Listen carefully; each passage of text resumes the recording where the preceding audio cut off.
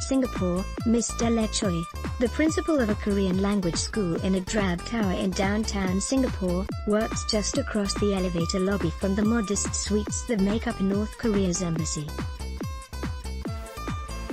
Yet the South Korean national, who runs the I Speak Korean Language Center, says she has neither seen nor spoken to any of her northern neighbors or people entering the embassy since they moved in 2 years ago. Ms. Choi's experience is consistent with the extremely low-profile Singapore's small community of North Koreans has kept in recent years as diplomatic pressure on their home country made traveling and working abroad increasingly difficult. But they have disappeared in recent years as UN sanctions tightened around Pyongyang, and Singapore has been among the countries that have dutifully implemented resolutions to cut trade ties, ban transactions with North Korean banks and cancel the work passes of its citizens. North Korea's place in the world, and that of its diaspora, comes into focus in Singapore next week, when the city-state hosts the first ever summit between a sitting US president and a North Korean leader. Donald Trump and Kim Jong-un will discuss ending the North's nuclear weapons and missile programs in return for diplomatic and economic incentives. Singapore, a global trading and financial hub, was once home to a close-knit group of a few dozen North Korean diplomats and businessmen responsible for channeling money, fuel and goods to the secretive state. While it still maintains diplomatic ties, North Korea's embassy has moved from a 3-story property in a lively neighborhood of heritage shop houses to its present unassuming home. I hope to see them one day. Since the North and South Korean relationship is getting better, I may even be able to speak to them, said Ms. Choi.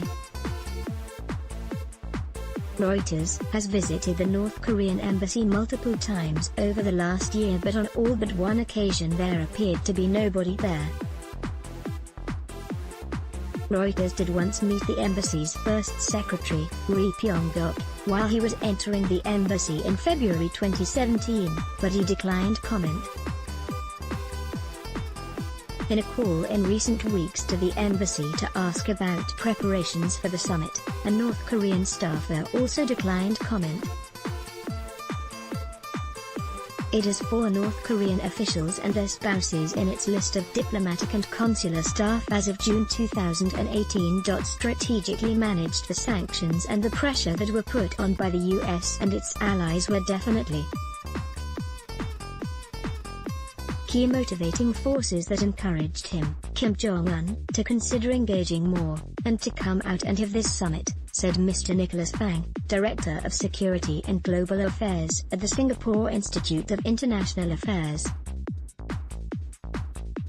North Korea has always strategically managed its expatriate population, mainly sending them to allies like China and Russia, where they feel they will not be corrupted by Western ideals. Singapore is probably the most diplomatically neutral place where they base people historically, more for trade reasons than diplomacy, said Mr. John.Kim, a Korean-American businessman who advises a non-profit offering training in entrepreneurship and business in North Korea. Kim said he had not spoken to a North Korean in Singapore in around 5 years. The last person John.Kim spoke to told him there were around 50 North Koreans operating in the city-state, mainly in industries like shipping, although there are no official figures of the size of the community. In contrast, there are about 20,000 South Koreans living in Singapore. In November, Singapore suspended all trade with North Korea to comply with tightening UN regulations. In March, Singapore said it had revoked the work permits of all remaining North Koreans in the country. A longtime South Korean resident of Singapore who did not want to be named said until a few years ago, groups of North Koreans would come into South Korean-run restaurants for barbecue dinners and would sometimes strike up casual conversations with the South Korean patrons or staff.